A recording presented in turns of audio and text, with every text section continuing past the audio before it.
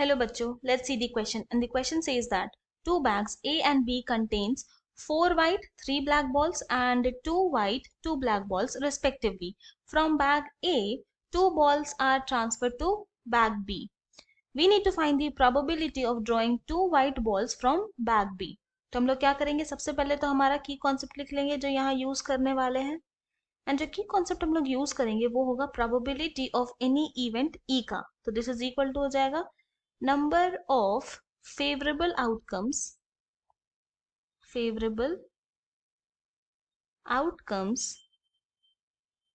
divided by total number of outcomes.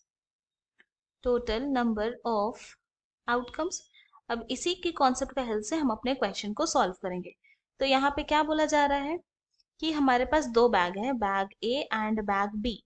Bag A में हमारे पास है 4 white ball plus 3 black ball and bag B में हमारे पास है 2 white balls and 2 black ball. फिर बोला गया कि बैग ए से 2 बॉल को बैग बी में ट्रांसफर किया गया. तो ये सारे इंफॉर्मेशन यूज करके we need to find the probability of drawing 2 white balls from bag B. Now let us consider W be an event that drawing 2 white balls from bag B. तो अब हमारे पास 3 case बनेगा. या तो 2 white ball transfer किया जा सकता है, या 2 ब्लैक बॉल ट्रांसफर किया जा सकता है, या फिर एक व्हाइट एक ब्लैक बॉल ट्रांसफर किया जा सकता है. तो केस 1, जब 2 बॉल ट्रांसफर करे तो हम लोग क्या करेंगे, उस इवेंट को इवन मान लेंगे. E one be an event that 2 white balls transferred from bag A to bag B. तो यहाँ पर इसकी प्रोबेबिलिटी भी निकाल देते हैं. तो probability of E one is equal to क्या हो जाएगा, यहाँ पर बैग ए में हमारे पास टोटल कितने व्हाइट बॉल है, 4 व्हाइट बॉल है. क्योंकि यहाँ पे हम लोग 2 व्हाइट बॉल ट्रांसफर कर रहे हैं तो आउट ऑफ 4 व्हाइट बॉल हम लोग को 2 व्हाइट बॉल चूज करना पड़ेगा. इसीलिए ये हमारा नंबर ऑफ फेवरेबल आउटकम हो गया, divided by total number of outcome. क्या होगा, बैग ए में टोटल कितने बॉल्स है, 7 बॉल्स है. 7 बॉल्स में से 2 को हम लोग चूज कर रहे हैं तो इसीलिए 7C2. नाउ अब बैग ए में पहले हमारे पास 4 व्हाइट बॉल थे एंड 3 ब्लैक बॉल थे. जब 2 व्हाइट बॉल को हम लोग ट्रांसफर कर दिए बैग बी में, तो अब बैग ए में हमारे पास कितने व्हाइट बॉल बचेंगे, 2 व्हाइट बॉल बचेंगे प्लस 3 ब्लैक बॉल बचेंगे. एंड बैग बी में फिर क्या हो जाएगा, 4 व्हाइट बॉल हो जाएगा प्लस 2 ब्लैक बॉल हो जाएगा. तो क्या करते हैं, probability of W given even निकालते हैं. तो दिस इज इक्वल टू क्या हो जाएगा, यानी कि हम लोग यहाँ पे ये फाइंड आउट कर रहे हैं कि क्या प्रोबेबिलिटी होगी दो व्हाइट बॉल ड्रॉन होने की जब 2 व्हाइट बॉल ट्रांसफर करेंगे बैग ए से बैग बी में. तो यहाँ पर अब हम लोग बैग बी के बारे में बात करेंगे. तो यहाँ बैग बी में टोटल कितने व्हाइट बॉल है, 4. तो 4 एंड क्योंकि 2 व्हाइट बॉल ड्रॉन हो रहा है इसलिए 2, तो 4C2 डिवाइडेड बाई टोटल कितने बॉल्स है बैग बी में, 6 बॉल्स है. 6 बॉल में से 2 बॉल ड्रॉन हो रहा है इसलिए 6C2. नाउ अब केस 2 में देखेंगे. तो केस 2 क्या बोलेगा कि जब 2 ब्लैक बॉल हम लोग ट्रांसफर कर रहे हैं बैग ए से बैग बी में, तो उस इवेंट को हम लोग क्या करते हैं, E2 मान लेंगे. तो E2 be an event that 2 black balls transferred from bag A to bag B. तो अब प्रोबेबिलिटी ऑफ E2 निकालते हैं. दिस इज इक्वल टू क्या हो जाएगा, अब यहाँ पे बैग ए के बारे में बात हो रहा है. तो जब बैग ए से 2 ब्लैक बॉल ट्रांसफर करेंगे तो बैग ए में टोटल कितने ब्लैक बॉल है, 3 ब्लैक बॉल है. 3 ब्लैक बॉल को 2 ब्लैक बॉल चूज करने का कितना वे होगा चूज करने का. तो ये हो जाएगा 3C2 divided by total number of outcome. क्या हो जाएगा, यहाँ पे टोटल कितने बॉल है, 7 बॉल है. 7 बॉल में से 2 बॉल चूज कर रहे हैं तो ये हो जाएगा 7C2. नाउ पहले हमारा जो बैग ए था उसमें 4 व्हाइट एंड 3 ब्लैक बॉल थे. अब जब 2 ब्लैक बॉल हम लोग ट्रांसफर कर दिए बैग ए से बैग बी में तो कितने हो जाएंगे, 4 व्हाइट बचेंगे प्लस 1 ब्लैक बॉल बचेगा. बैग बी में क्या हो जाएगा, बैग बी में हमारे पास 2 व्हाइट बॉल ही रहेंगे प्लस 4 ब्लैक बॉल हो जाएगा। तो अब हम लोग निकाल सकते हैं probability of W given E2। तो यानी कि हम लोग यहाँ पे फाइंड आउट करेंगे probability of drawing 2 white ball if we will transfer 2 black balls from bag A to bag B। तो यहाँ पे हमारा नंबर ऑफ फेवरेबल आउटकम हो जाएगा 2C2 divided by total number of outcome हो जाएगा 6C2। अब ये कैसे 2C2 कैसे पहले समझते हैं। तो यहाँ पर बैग B में हमारे पास 2 वाइट बॉल है एंड 2 वाइट बॉल में क्या प्रोबेबिलिटी होगा कि 2 वाइट बॉल निकले, तो वही 2C2 वैसे divided by total number of कितने बॉल्स है बैग बी में 6 है, 6 में से 2 बॉल ड्रॉन हो रहा है तो इसीलिए 6C2। नाउ अब केस 3 में आते हैं। केस 3 क्या बोल रहे हैं कि ऐसा भी तो हो सकता है कि एक ब्लैक बॉल ट्रांसफर हो एंड एक व्हाइट बॉल ट्रांसफर हो। तो इस इवेंट को हम लोग E3 ले लेंगे।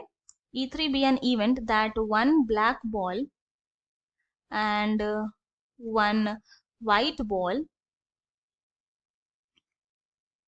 transferred from bag A to bag B। तो अब इसकी प्रोबेबिलिटी निकालते हैं, प्रोबेबिलिटी ऑफ E3। तो दिस इज इक्वल टू, यहाँ पे बैग A के बारे में बात हो रहा है, तो जब बैग A से 1 ब्लैक एंड 1 व्हाइट हम लोग को चूज करना है तो कैसे कर सकते हैं। यहाँ पर व्हाइट कितने बॉल है बैग A में 4, तो ये हो जाएगा 4C1 मल्टीप्लाइड बाई ब्लैक कितने हैं 3, तो ये हो जाएगा 3C1। एक एक बॉल चूज कर रहे हैं इसलिए C1 लिखे हैं। फिर टोटल नंबर ऑफ आउटकम हो जाएगा यहाँ पे हमारा टोटल कितने बॉल्स है बैग ए में 7 एंड क्योंकि हम लोग 2 बॉल चूज कर रहे हैं इसीलिए यहाँ पे C2 ये हो गया।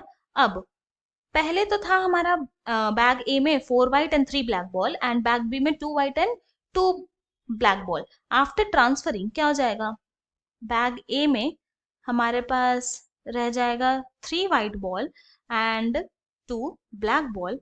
बैग बी में क्या हो जाएगा, एक एक का इंक्रीमेंट हो जाएगा, तो यहाँ हो जाएगा 3 white ball plus 3 black ball. Now अब हम लोग क्या करते हैं, probability of W given E3 निकालेंगे। यानी कि हम लोग ये निकाल रहे हैं कि probability of drawing 2 white ball if 1 black and 1 white ball is transferred from bag A to bag B। तो यहाँ पर नंबर ऑफ फेवरेबल आउटकम हो जाएगा हमारा 3C2 डिवाइडेड बाई 6C2। ना अब ये समझते हैं कि कैसे 3C2 हो गया number of favourable outcome, total number of outcome हो गया 6C2। नाउ 3C2 कैसे लिखें, तो यहाँ पे क्योंकि व्हाइट बॉल के बारे में बात हो रहा है और बैग बी में टोटल 3 व्हाइट बॉल है, 3 व्हाइट बॉल में से 2 व्हाइट बॉल ही ड्रॉन होगा तो इसीलिए 3C2 divided by total number of outcome कैसे लिखे, तो बैग बी में हमारे पास टोटल 6 बॉल्स है, 6 बॉल में से 2 बॉल ड्रॉन हो रहा है तो इसीलिए 6C2। तो नाउ अब हम लोग क्या करेंगे, प्रोबेबिलिटी ऑफ W निकालेंगे जो हम लोग को चाहिए। तो ये हो जाएगा probability of E1 multiplied by probability of W given E1 plus probability of E2 multiplied by probability of W given E2 plus probability of E3 multiplied by probability of W given E3। तो now this is equal to probability of E1 क्या है 4C2 divided by 7C2 multiplied by probability of W given E1 क्या है, तो ये है 4C2 divided by 6C2 plus probability of E2 क्या है, तो ये है 3C2 divided by 7C2 multiplied by probability of W given E2 है 2C2 divided by 6C2 plus probability of E3 है 4C1 multiplied by 3C1 divided by 7C2 multiplied by probability of W given E3 है 3C2 divided by 6C2। Simplify करते हैं तो this is equal to क्या हो जाएगा 4C2 multiplied by 4C2 plus 3C2 multiplied by 2C2 plus 4C1 multiplied by 3C1 multiplied by 3C2 divided by denominator में आ जाएगा 7C2 multiplied by 6C2। तो this is equal to क्या हो जाएगा 4C2 होगा यहाँ पे हमारे पास 4 factorial divided by 2 factorial multiplied by 2 factorial multiplied by 4c2 लिखेंगे 4 factorial divided by 2 factorial multiplied by 2 factorial plus 3c2 हो जाएगा 3 multiplied by 2c2 हो जाएगा 1 plus 4c1 होगा 4 multiplied by 3c1 होगा 3 multiplied by 3c2 को हम लोग लिख सकते हैं 3 then divided by 7c2 हो जाएगा 7 factorial divided by 2 factorial multiplied by 5 factorial multiplied by 6c2 को लिख सकते हैं 6 factorial divided by 2 factorial multiplied by 4 factorial. Now this is equal to, simplify करते जाएंगे तो यहाँ पर जाएगा 24 by 4 then multiplied by 24 by 4 फिर उसके बाद प्लस 3 प्लस 36 डिवाइडेड बाई यहाँ पे आ जाएगा 21 मल्टीप्लाइड बाई 15. नाउ अब इसको सॉल्व करेंगे तो दिस इज इक्वल टू हो जाएगा 5/21. यही हमें चाहिए था. तो हेंस हम लोग बोल सकते हैं कि दी रिक्वायर्ड probability is 5/21. ये हमारा फाइनल सोल्यूशन है. I hope you have understood it well. Thank you and best of luck.